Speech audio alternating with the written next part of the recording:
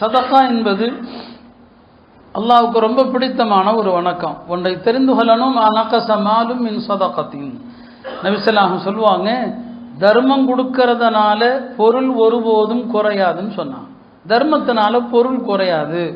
இந்த எண்ணம் வந்தாதான் அவர் செலவு செய்வார். இப்போ தர்மம் கொடுக்குறவர் அல்லாஹ்வோடு வியாபாரம் வச்சுக்கிறாருன்னு அர்த்தம். ஹஜ்ரத் மூசா அலைஹிஸ்ஸலாம் காலத்தில் ஒரு மனிதர் மூசா அலைஹிஸ்ஸலாம் இடத்திலே வந்து, எனக்காக ஒரு துவா செய்ய சொல்லுங்க, ஒரு துவா செய்யுங்க. அது என்ன? எனக்கு அல்லாஹ் வாழ்நாள் முழுவதும் எவ்வளவு வாழ்வாதாரம் ரிஸ்க்கு இருக்குது என்று எழுதியிருக்கிறானோ அதை கொஞ்சம் கொஞ்சமாக கொடுக்காம எனக்கு அல்லாட்ட அதை மொத்தமாக கொடுக்க சொல்லுங்க அப்படின்னு துவா செய்ய சொல்கிறார். எல்லாருக்கும் அல்லாஹ் ஒரு ரிஸ்க்கை வச்சுருக்கானா இல்லையா? அது கொஞ்சம் கொஞ்சமாக நமக்கு கிடைக்குது. எனக்கு அதையெல்லாம் அல்லாட்ட மொத்தமாக கொடுக்க சொல்லுங்கன்னு சொல்லி ஹஜ்ரத் மூசா அலைஹிஸ்ஸலாமும் அப்படியாப்பா துவா செய்கிறேன்னு துவா செஞ்சாங்க. அந்த துவா கபூல் ஆச்சு. அல்லாஹ் அவருக்கு அவர் எத்தனை வருஷம் வாழணும் என்று விதித்தானோ அத்தனை வருஷத்துக்கான அந்த ரிஸ்கை பூரா அல்லாஹ் அவருக்கு கொடுத்துட்டான். இப்போ அவருக்கு வாழ்க்கை பூரா அதுதான், அதுக்கு மேலே அவருக்கு எதுவும் இல்லை இல்லையா? சரி, அல்லாஹ் அவருக்கு கொடுத்துட்டான். மூசா அலைஹிஸ்ஸலாம் சில காலங்கள் கழித்து அந்த நபர் வீட்டு வழியாக போனால் அவருடைய வீட்டுக்கு முன்னால் பெரிய கூட்டம் கியூவில் நிற்குது. கைரப்பா அந்த நபர் வீட்டில் கூட்டமாக இருக்குது. மூசா அலைஹிஸ்ஸலாம் விசாரிக்கிறாங்க, ஏன்ப்பா இல்லைங்க நிற்கிறீங்க? இல்லை, அவர் தர்மம் கொடுப்பாரு, அதை வாங்குறதுக்கானே நிற்கிறோம்.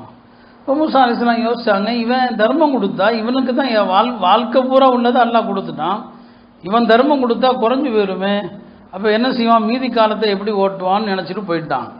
அப்புறம் கொஞ்ச காலம் கழித்து அந்த வீட்டு வழியாக போனாங்க. அப்பையும் பார்த்தா கூட்டமாக நிற்குது. என்னப்பா இல்லை அவர் தர்மம் கொடுக்குறாரு.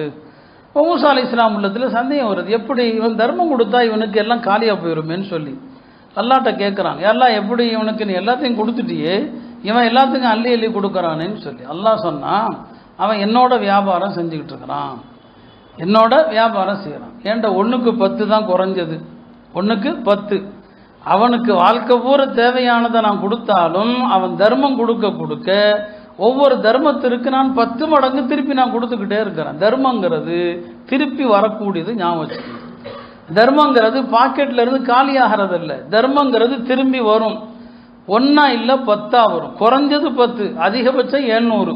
இப்போ அல்லாஹ் சொன்னா அவன் என்னோட வியாபாரம் செய்கிறான்ப்பா, என்னோட வியாபாரம் செய்கிறான் மூசாவே, அவன் கொடுக்குற ஒவ்வொன்றுக்கும் குறைஞ்சது 10 திரும்பி வந்துட்டு இருக்குது.